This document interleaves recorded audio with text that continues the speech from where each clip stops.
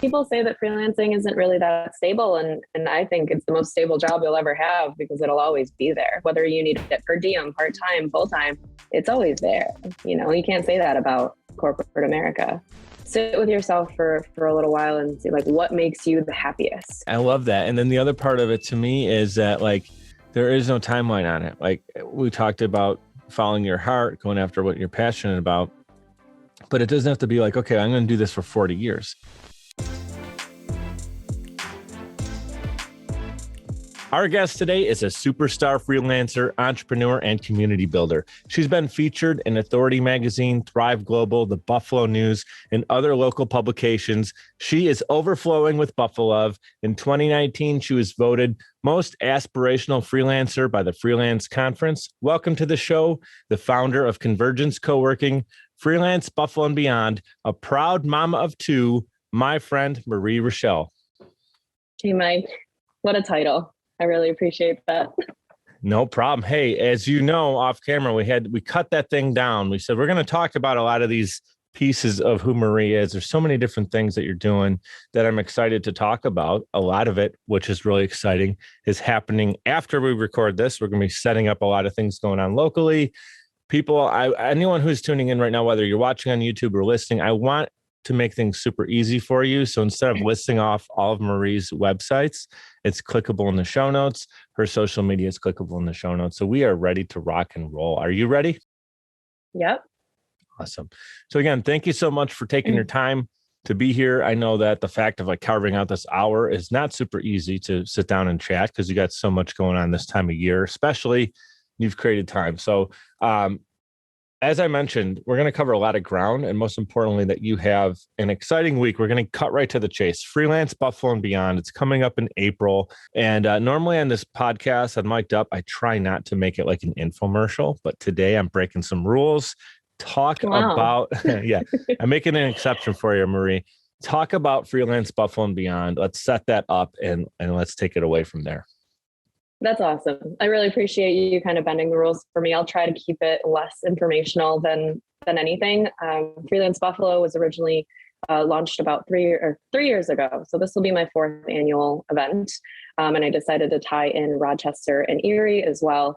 And ultimately, I think the underlying story here that's really important is just building a community for freelancers. It didn't exist in 2019, but it's starting to exist now, I would like to say.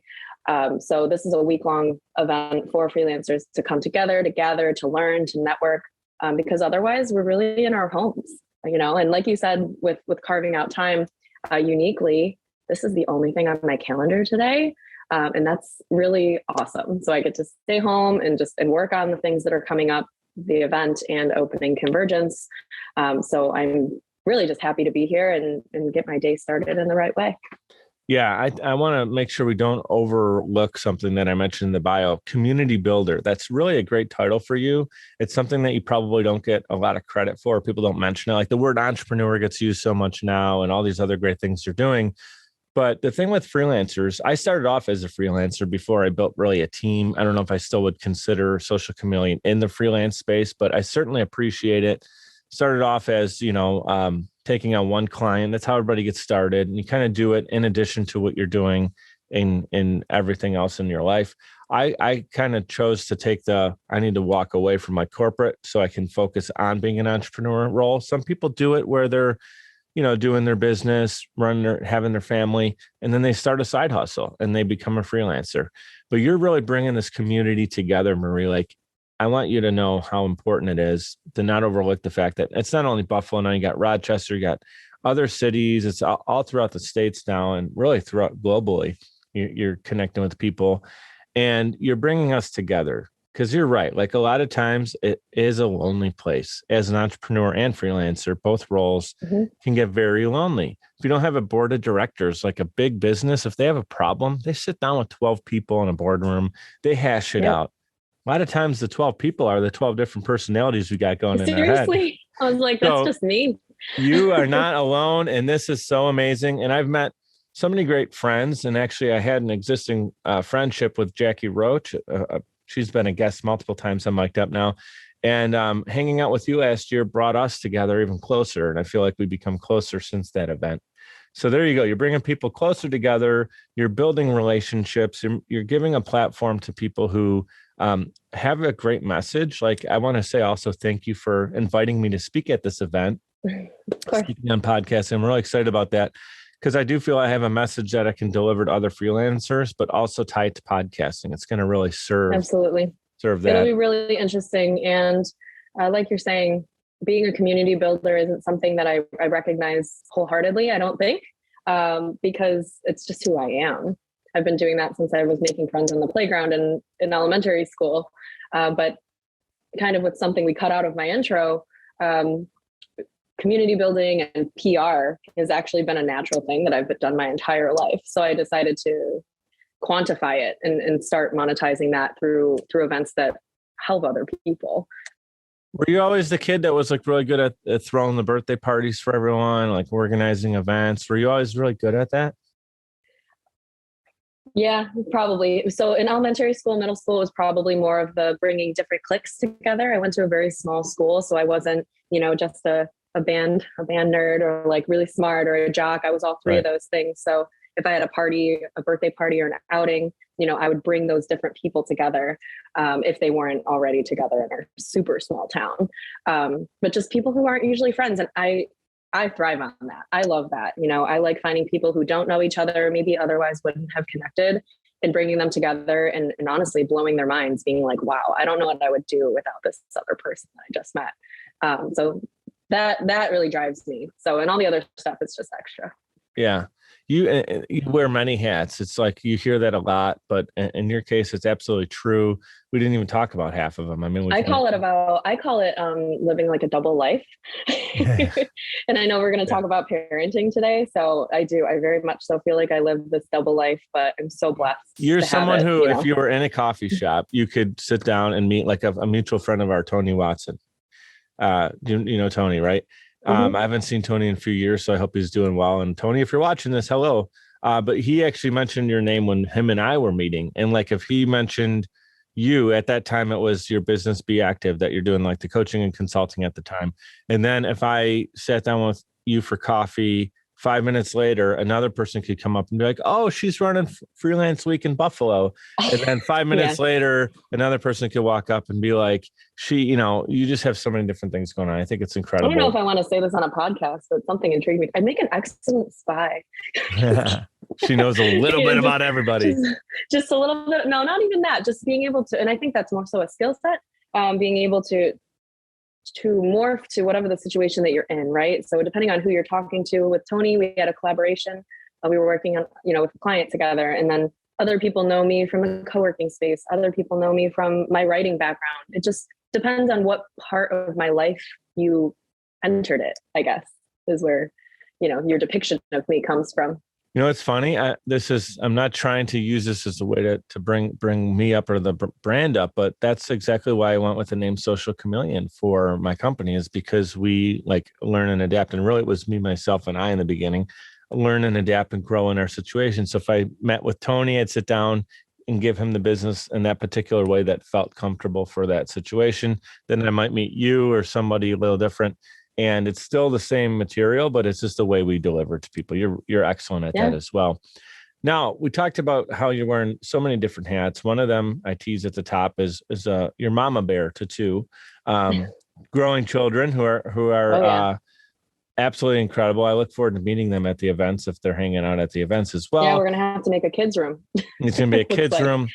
But the panel that you asked me to speak on is doing it for the kids, right? We're hustling. We're doing the hard work. We're putting in the 12, 15-hour days for our kids to set them up for a better lifestyle. I know that's a big part of your why you do all this. I'd love to hear a little bit about how you do balance it, because at some point you have to have some kind of system or balance or rhyme or reason for being able to do all this. Can you speak to that? Of course. I'm going to dive right in. It's a little personal, but I was married for 8 years, and then I got, I was unfortunately had to get divorced, but that's life. There's a whole other story with that one, but I do not condone divorce by any means, but it helps to have that space. But at the same time, there's a whole another conversation about parenting and responsibilities and being able to grow as a young parent and, professionally and personally while also raising children. It's a whole thing. But in the situation that I'm in now, so I'm a single mom of two. My son is in elementary school. My daughter will be going to elementary school next year.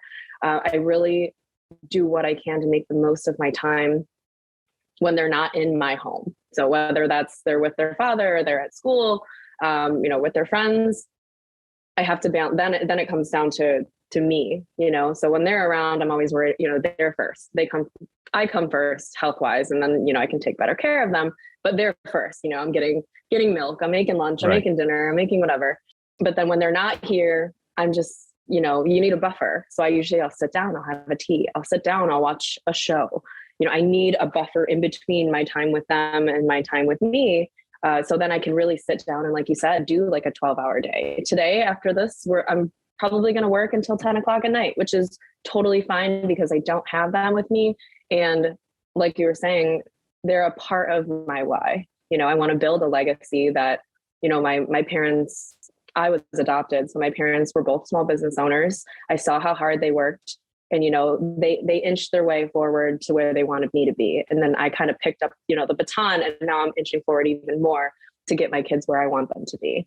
And it just so happens that I get to really love what I'm doing to leave my children what I want to leave them, No, I think that's really well said. It's funny. We have a very similar situation. I was married for 6, close to 7 years, and had the divorce, and now have a situation where I have limited time with Isabel. And it's the same thing when she is now with me, I am 1,000% in social chameleon mic'd up mode. When she's with me, it shifts. My team knows I'm available, but everybody's, they're respectable, respectful of my time, and know okay, Mike's in dad mode right now, so he's going to get back to us as soon as he can. So it's really important to know what mode you're in, and then be great in that particular situation. You've really got to clear your head, and you've got to be right with yourself to be able to balance things. So I think that was your initial question, is how do you balance things? And it's taking care of yourself first and foremost, and then really just knowing what your priorities are. Sometimes I'll get off on tangents because there's so many different things going on.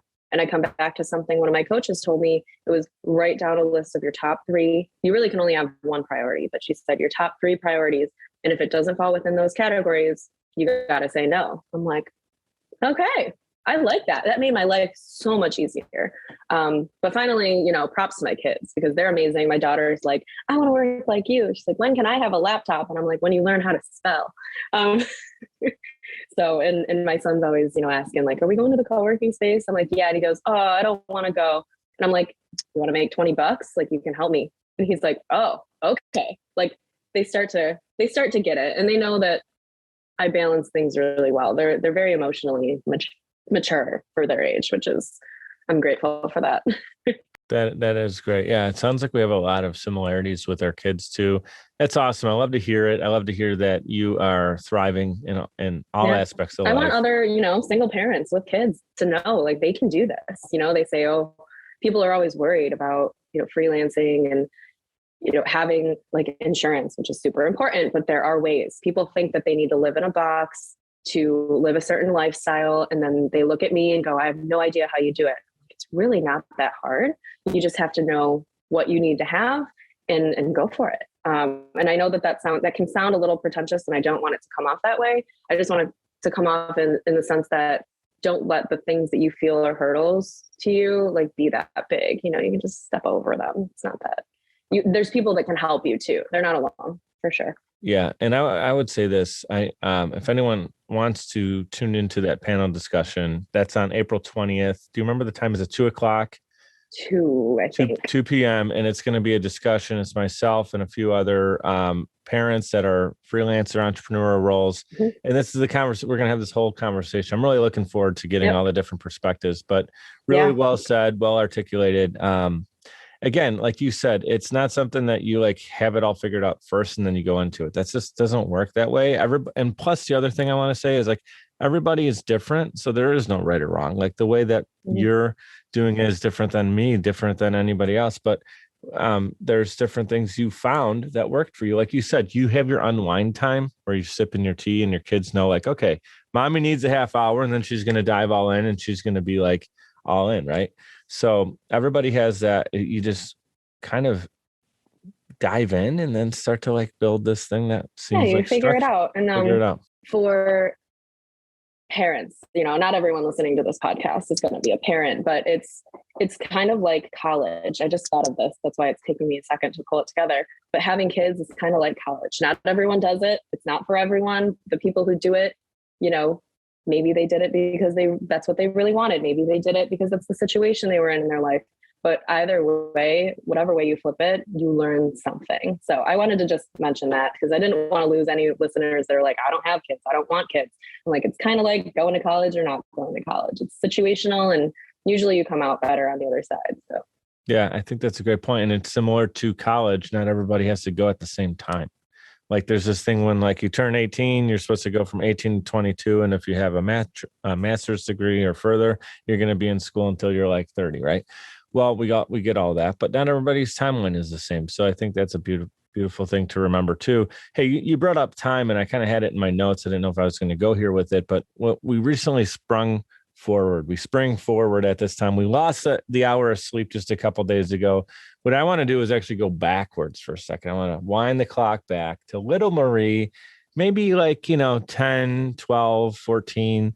And you mentioned your parents were entrepreneurs. That's a story I didn't know. So I'd love to hear a little bit about that. But also, what did you have in store for yourself when you were younger and you're like, I want to do this? Did you have kind of some of these dreams? I'd love to hear that. I'm going to blow your mind. I wanted to be a large animal veterinarian. Okay. That's Nothing cool. to do with what I do now. But looking back at things, I was always a strong writer. I was always getting in trouble for talking and texting in class. And it's brilliant because I get paid to do those things now. So that, I guess it was there. I just didn't know that it was there yet. I hosted my first event when I was in college, like 18 or 19 years old. It was a fashion show fundraiser. At the time I was going to college I did get my degree in business, but I was studying to do, like retail management, fashion, those kinds of things. I went from large animal veterinarian to wanting to go to FIT, so the Fashion Institute of Technology. I never really could figure out what I wanted to do. So it's amazing that I'm doing what I'm doing now because I get to use those skills that I didn't know were being built so strong to do basically whatever I decide. I was telling my boyfriend the other day, I'm like, I want to host a fashion show next. Like I haven't done one in like 10 years or 6 years or so.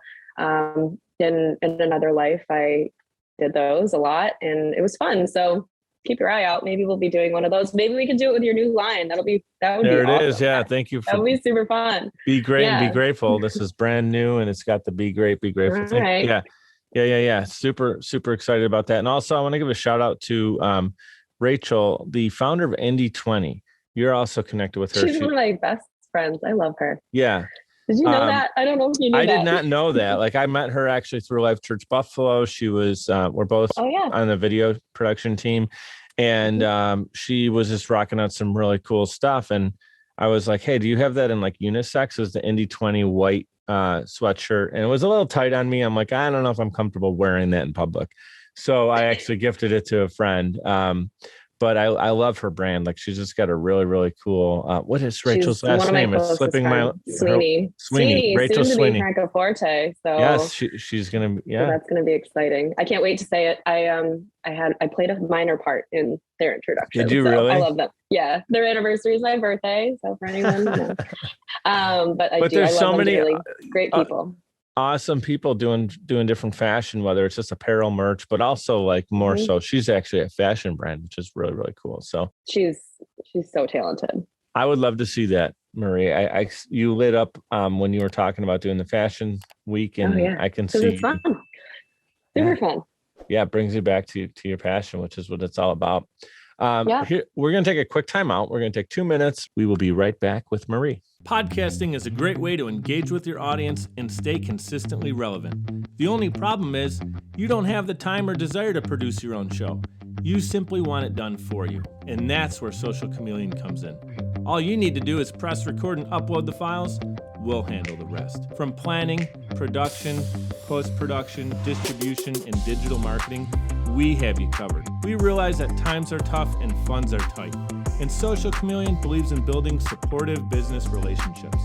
By clicking on the link in this promo, we'll provide you 7 free podcasting tips to get started, as well as a free 30-minute online consultation. This is the perfect opportunity for entrepreneurs, keynote speakers, industry experts, influencers, and anybody who has a personal brand.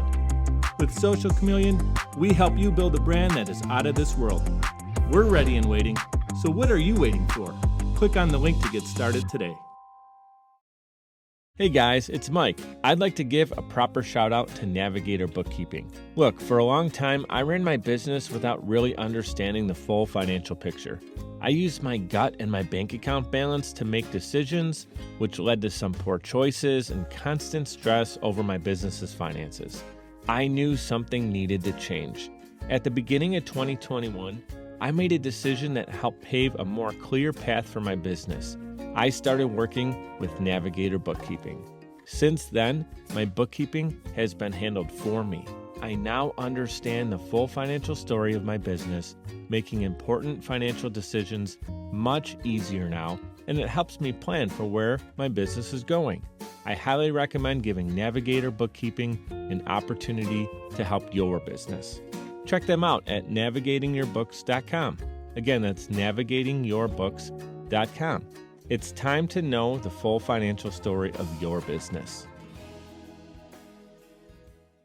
All right, we're back in action with Rachelle. Remember, you can connect with her on social media. All of her links are clickable in the show notes, as well as her websites, to make it super easy to connect. All right, Marie. So tell us a little bit about some of your early influences. It could be when you were younger, as you mentioned. You had your parents that were kind of entrepreneurial, but it does not have to be them. Who did you look up to? Who are you aspiring to be, whether it was athlete, musician? Where did that come from? Where did your influence come from? It's a really good question. My parents, I probably would go back to them just because they both worked so hard. My dad owned small businesses since he was 16 years old, sold his first business before he was 18, and then, worked in another business for a while, sold that because he had a dream of being a dairy farmer. He was ahead of his time, actually. He did it, I think, 20 years too early, but it was something he wanted to do. He wanted to buy 100 acres of land and raise cows and raise a kid on the farm. And that's what happened. That was my life. And then my mom, she's always worked like 3 jobs. We didn't grow up rich or anything. I grew up out in the country where, my parents they'd have their regular jobs and they'd have a night job. And then, my mom would clean houses on the side. My dad would sell hay. Like they were always hustling. Like my parents are freaking hustlers, man. I don't know if I could say that, but they were hustlers and I didn't really know it, and I think they were hustlers because they had to be. Like life is hard, right? And I'm learning that, I learned that throughout my life, and they really just instilled it in me that, if you're doing one thing, that's totally fine, but that's just not how they raised me, even growing up in that and then going to college, it took me 50 minutes to go from my home to college. So I was like, I had to get a job because my parents, they didn't give me money or anything. So, my day in college was, I would get up, go to college from 8 to 2, and then I was already out there. I might as well work a job. So I worked from 3 to 9 or whatever it was. And then I went back home, so that's when I started learning efficiency, I think. If I didn't have a class that day, I wasn't working. And then I also had another job on one day. So I worked Sundays from 9 to 9 at a little diner in Springville, my favorite place ever, on Main Street, pizzeria. It was a cafe, I think. My favorite place of all time. So I had 3 jobs, I went account school. So school, the mall, and then, working at Main Street. That was my life for 4 years while I was in college. And then, Fridays were my day off. So I didn't do anything on Fridays except for homework. And then I hang out with my friends. Because the other days of the week I was working, so it was just, it's always been there, I think. So, and then growing up and, living in the system, getting married, having kids, and then being like, oh, that's, maybe not a great fit, you can't return the kids, but, you can morph the other parts of your life, to kind of fit who you're growing into. Yeah. Awesome. I didn't know that. Now, you mentioned growing up on the dairy farm and that it sounds like you were close to your parents or at least appreciated them, which is kind of sometimes 2 different things. but it sounds like it's your head nodding for both of those, which is great to hear. Yeah. Where did you guys grow up, or where did you grow up, I should say? Near Ellicottville. So. Okay, so somewhat in the area. I wasn't sure. I didn't know if you moved to the Western New York region or if that's where it all started for you. Been here since I was 9 months old. Came over from the Philippines and then stayed here. Lived in Florida for a few years, but I always come home. I love Buffalo. You know, you get to come here and build something. We're a traditional city, but I always say that gives us so much more opportunity to build something. Not saying that I'll maybe be here forever, but it's definitely a good time to be here now. Let's give Buffalo some love for a second. We teased that in the intro too. Buffalove is an actual term here that came out a few years ago. Obviously, the play on the spelling of Buffalo and the word love kind of put together. But there is a special thing here that's created. It's a tight-knit group.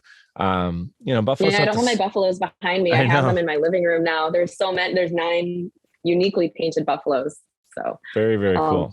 I'll have to get your viewers a picture of that. I think, cool. We're going to have a lot of people tuning in from the Buffalo area, so they won't be surprised to hear that. But for those that are tuning in that maybe only think of Buffalo as like the sports team that always has the letdown or whatever, we get it. We certainly know who we are as far as that. Yeah, but we have Josh Allen. So we're turning the corner. We got Josh Allen on our team, baby. But the city is like, they call it the city good neighbors for a reason. There's a really so even when someone grows up in this area and they leave, they could go to Florida, California, whatever. The Buffalo is still in their heart. Like the way they treat people in their new community that they're in is likely going to turn heads because it's like, oh, you actually care about us. You just showed up 5 minutes ago and you're helping us out. Like there's this special thing, and you certainly exude the Buffalove, meaning, and if the audience is like, what does that mean? It's that community thing again. It's taking care of your neighbor. It's helping someone out. It's you see an older woman down the street shoveling her driveway and she's struggling. You go and just take care of it for her. You're not looking for her driveway would be plowed for the next. It would most likely months. be plowed for 3 months once somebody notices that she's out there. Like they would try to beat her to the punch. So there's a lot of that. Like a lot of times my neighbor beats me to do the sidewalk, and I try to I usually get him on the second time it snows. Like he'll do the morning because he gets up way earlier than I do. And then if it snows again by like 2 p.m., I get the second shovel for him. And we're kind of like, all right. I love that, and that's what I love about our city. And even, kind of coming back to Freelance Buffalo and beyond a little bit, I've had such tremendous success in the last 3 years hosting this event because of the community that we have. And as much as, I love Rochester and I love Erie, I'm seeing differences in our openness to collaboration and kind of just coming across some hurdles that I didn't come across here. But I'm so happy, and I think this is the best service we can give to anyone else, is to help those cities or the people who want their city to be more communal, to lead the way in that, because they're going to make their city uncomfortable. They're going to make them uncomfortable, but that's their job, because if they want to lead the way and clear the path, like it's going to be uncomfortable. I was just saying this to Madison, the organizer for Rochester, yesterday. It's going to feel kind of weird, and it's going to, you're going to feel awkward or maybe be like upset with some people. I said, but you're going to make a real change. And the same thing, with Erie it's a little bit easier because Erie is pretty small, in a good way, but it's funny to see how that works. And especially when I lived in Florida, you had to find the right people. And most of the time they were from New England. So it was they had to be from here to get you and how you operate. Everyone else is like, why are you being so nice? Like, what do you want from me, kind of thing? And like you and I love New York. We love New York City, right? There's this whole thing where, there's an argument about Buffalo Bills being the only New York football team. And of course the Jets and the Giants fans don't like to hear that. And I get it. I understand it. But I have a love. We're Yankees fans, you and I, right? Yep. And so we have a love for the city of New York and the Bronx and the whole thing. But there's a different mentality there where when I visited there, I just saw everybody head down. They're buried in their phones and in their work and stuff. And very much everyone is trying to make it. I'm not saying everybody, like this isn't a shot towards, it's just noticing that there's a little bit of a different kind of setting that's kind of painted when you go. I love New York so much, and there are micro communities within that city that remind me a lot of Buffalo, or like you can fit in really well there. Brooklyn's amazing. There's community like co-working spaces there that have really great collaborative human beings. Once you settle in, you start to find them, right? Yeah. I couldn't say that I wouldn't live there if I had the choice. So I love it. Awesome Sure. city to visit. It just has to be your thing. That has to be your cup of tea, right? Yeah. Personally, I feel like I am a little bit more of an LA type guy, like let's chill, we get our work Oh done. yeah. I always say I can't go. I've never been to the West Coast, and I won't go until I'm able to stay. I always say if I go to the West Coast, I don't think I'm coming back. So. Yeah, one-way ticket for me too. Yep. Yeah, exactly. Here's what I love to do. We talked about Convergence, your new co-working space you've been working tireless hours on, and I see what you're doing. I see the before and after and everything. Talk about the progression of about like when this became an idea and how it became the beautiful space that you're about to launch. Yeah, so we would need more time if you wanted the idea story, but it, again, I believe in the power of what's the word, like attraction, right? So attracting the things that you want. I've always been freelancing for the last decade. I was hosting this event. I was asked for a different article if Hamburg needed a co-working space. And I said, yes, that we would, and that it would need to be done correctly. I by no means thought it would be myself. And then a couple people came to me, had some, partnerships that happened that allowed me the opportunity to open the space. And that was 2 years ago. So if anyone saw the article about, the pandemic not killing my dreams and all that stuff, it didn't. It made it a lot slower moving, but we had our renovation done in about a month, which was great once I had the capital to do that. And now I'm doing the finishing touches. I keep calling it my 10K stretch. It's like the final 10K. If I get that, I can finish the granite, furnish it, paint. What was the other thing? Granite, paint. Oh, carpet. Granite, paint, carpet, and furniture. And then we'll be open. So, this time for me is particularly busy hosting this event and trying to open my space by the spring. It's a lot of work. But really, I just kind of like New York, I just put my head to the grindstone and just freaking keep working. I'm at this point in my freelance career, I make a decent living. Like I wrote 70,000 words last month.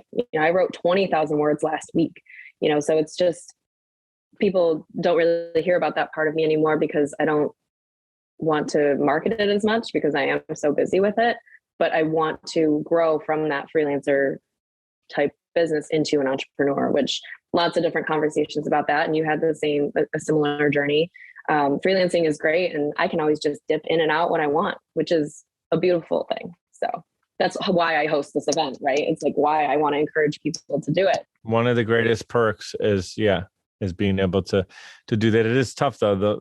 It's crazy. Like the more busy you get, the more you kind of seem a little bit like the structure kind of runs you. It's a careful balance beam you got to be on, right? Well, I mean, people say that freelancing isn't really that stable. And I think it's the most stable job you'll ever have because it'll always be there. Whether you need it per diem, part-time, full-time, it's always there. You can't say that about corporate America. And you can also choose like how much you want to go in. Like if there's a month that, you got a lot of like 2 of your kids are, in your case, you have 2 kids, but if they're both starting new sports or something, I'm making this up.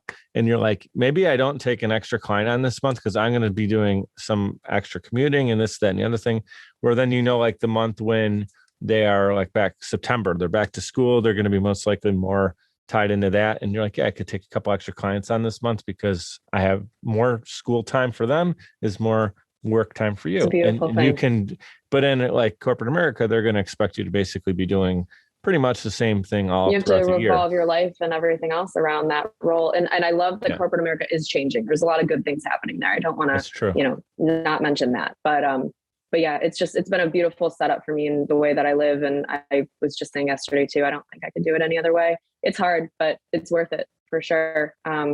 One more thing I wanted to mention about Freelance Buffalo is I'm actually hosting 4 sessions at our host locations before Freelance Buffalo, which is completely free.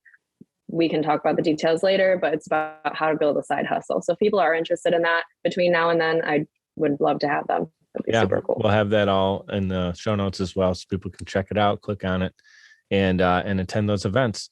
Here's a scoop. You talked about writing 70,000 words last month and 20,000 words last week.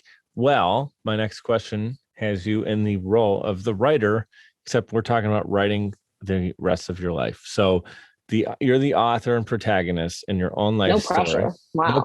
No pressure. This is all, I save it for the end. We warmed you up a little bit. You get to write the ending, God willing, that you continue to live a long, prosperous life. And you're looking back, you're reflecting on it. and you get to define your legacy, what would that be? Well, I definitely want to leave something more here. So building the community with the co-working space, I would love to expand and have a couple more locations. But ultimately, I mean, if I'm being super honest, which I usually am, I mean, I'm only 30. My kids are younger, but they're not that young. You know, by the time they want nothing to do with me, I'll only be like 40-ish, which is pretty cool. And I want to get the heck out of here. I want to travel. I want to do a lot of things. You know, I spent all of my 20s being a young parent. So I guess in the life after my children, when I'm a quote unquote empty nester at like 40, I think it's going to be really hard for people to keep track of where I am, which it kind of is already now. I try to keep my life pretty private, but you know, other than the stuff I want to show. But after 40, I don't know. I want to write a story that's incredibly unpredictable. I want to be, you know, traveling and cooking, you know, in Europe, and then, you know, maybe on a safari. I know we talked about that. I want to just be kind of all over, do the stuff that I didn't get a chance to do. So like you said, yeah, God willing, I get to live much longer. Those are the plans, you know, is to build something that I feel good about, like I can make money doing, and then I can kind of take off. I love it. I do ask that question pretty consistently now. It's almost every episode I kind of end with that or use it as to round out, because it talks about what's next and it kind of leads you into the bigger picture. And a lot of times people's answers are pretty spot on to what I would almost think based on the conversation and the context of who they are, like, you know, in the thing that they're doing. Usually I'm interviewing them and they're an expert in a particular field or fields. And I kind of understand where this is going to go. With you, I love the fact that it's like, no, I don't know. There's going to be so many different things and variations, and I'm going to go do a safari for a couple months, and I'll be in this town, and maybe I'll go back here and there. I love that. I think that one of the things I love about you, Marie, is that like you are kind of unpredictable in a sense because you do so many different things, but it's not like, you know, like you're not intentional about, I'm only going to do one thing. You do what you feel is right. And I think that's a really, really cool lesson to take away from this episode is follow your heart. It's being mission driven. That's similar to I knew that's what you were going to say. You know, being mission driven. And as long as you know what your mission is and how you want to impact the world, you can do anything to do that, which is why I like to be sporadic. You know, Gary Vee says it all the time. Try all the crazy stuff now. You know, you can't really do it when you get older. Physically, it's harder. So just try. Just know. I think if anyone can take something away, it's just sit with yourself for a little while and see like what makes you the happiest. You know, what do you love to do? Like you said, I lit up when I talked about a fashion show, which is so weird because I'm like not in that world at all. But that makes me happy. Why do I like it? There's lights, there's fashion, it's cool, it's trendy, it's fun, and people are there. It's like a party. And I'm like, all right, how can I make money doing that? Like, that's what I want to do, you know? Yeah. I love that. And then the other part of it to me is that like, there is no timeline on it. Like we talked about following your heart, going after what you're passionate about, but it doesn't have to be like, okay, I'm going to do this for 40 years. You could be like, I want to set my heart on doing this fashion show in the next 2 years. And then after that, I'm going to spend a lot more time. Maybe I'm growing more than my co-working space. Maybe I want to do like 5 co-working spaces. And then after that, I want to travel and see the world for 10 years. Like you're following your heart doesn't mean that you pick one thing and you just go as far as you can in that direction. Like it could be many. And if you do, that's awesome. But if you're one of those people that need a lot of different things to keep you fueled and amped up, like do that. One thing I guess to tack on to the co-working thing is I want to be able to establish myself in that space because there are governmental contracts and things like that. Like, you know, the Army is trying to put co-working spaces on their bases for military spouses. That's not something I had when I was married. And if I did, maybe it would have been easier for me to do it. There were, you know, it's about building something that didn't exist for you, right? So resources for freelancers, resources for military spouses. If I could get involved in that, you know, build my credibility up in the co-working realm, you know, become a WMBE and apply for those contracts to help them open, you know, in bases across the world, like I'm in. Like that's so take huge, me where yeah. Like, you know, it's about aligning what you want to do professionally with what you want to do personally, and then just having that kind of take you there. Yeah, what's exciting, we just spent 45 minutes unpacking a lot of your story, and I feel like we could go a whole nother 45 minutes and have a different conversation all over again because there's so many different things to talk about. Is there anything that I didn't bring up that you were really excited to talk about today? Maybe It could be any topic. Is there something you wanted to get out to the world? I think we did great. Really, yeah. I appreciate our listeners being able to keep up with we're very quick thinkers, it's like high functioning, I don't even know if it's ADHD or OCD or whatever it is. We're like, I definitely have both of those and some to some I probably level. do. I've never been officially diagnosed, but for the way that our brains work, we need it. We need that. So if there's anyone out there that's, struggling with something like that, like it's your superpower, man. Like you just got to learn to work with it. But this has been great. There's not anything that we haven't covered. And I shared some things with you that nobody knows. So that's always fun for a host. Yeah. There you go. Hey, I got the scoop here on Mic'd Up. Marie, Rachelle, thank you so much for being an awesome friend first, and also for inviting me to the Buffalo, Freelance Buffalo and Beyond event. I'm super excited. I say event, it's events with an S. There's so many different things. So check out the website, guys. And it's going to be hard to follow Marie because she's all, like we said, she is the bouncing ball. She's all over the place. But keep an eye on Convergence if you're local in the area and you're looking for a new co-working space, something fresh and new. It is about to be available for you to book your space, which is really exciting. And I end every episode with this. Now I got the t-shirt. This is the first episode I got the Be Great, Be Grateful t-shirt. I'm usually pointing at the mug, but this is actually live now. You guys can go ahead, and that's also clickable in the show notes. If you want some of the merch, we have it in black, red, white. We have hoodies.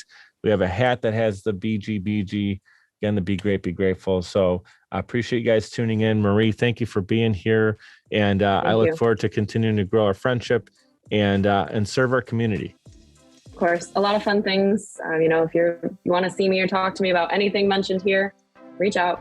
I'm pretty much an open book. So awesome. Thank you so much. I'd like to give a huge shout out to everyone for tuning in, especially those who listen all the way to the end to hear this message. Seriously, I appreciate you, and my guests do as well. Giving a quick reminder to subscribe to this show. It's completely free and will allow you to receive notifications when new episodes are released. If you'd like to provide a tip as a gift, you can do so via patreon.com/mikedup. It's spelled MIKED up. Patreon.com/mikedup. You can give as little as $1 per month or as much as you'd like. Every dollar is greatly appreciated and completely unexpected. Appreciate your reviews and your messages coming in on social as well. Keep them coming. Your feedback is valuable and absolutely means the world to me. You can check out more episodes and content at mikeduppodcast.com. We're powered by Social Chameleon. You can also follow me on Instagram. That's where I'm the most active, and it's at Mike DiCioccio, MIKEDICIOCCIO. Thank you so much for your continued support. You guys know what to do. Be great and be grateful.